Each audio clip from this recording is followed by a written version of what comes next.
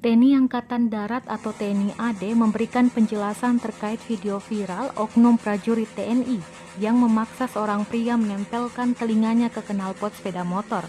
Diduga tindakan itu dilakukan sebagai sanksi lantaran pria tersebut memasang knalpot racing di sepeda motornya.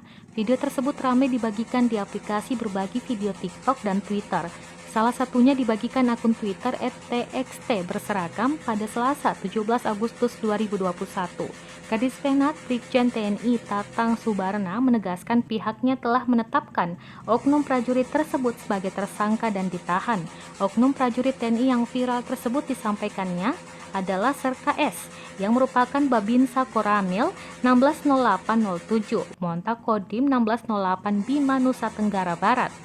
Tatang menjelaskan kejadian tersebut bermula dari kegiatan razia sepeda motor berknalpot racing oleh anggota Koramil 160807 Monta bersama Babin Kamtimas setempat. Dalam razia tersebut, petugas mengamankan sebuah unit sepeda motor berikut dengan seorang pria selaku pemilik kendaraan. Serka S kemudian memberikan sanksi kepada pria tersebut dengan mendekatkan telinganya ke knalpot racing yang terpasang di sepeda motornya.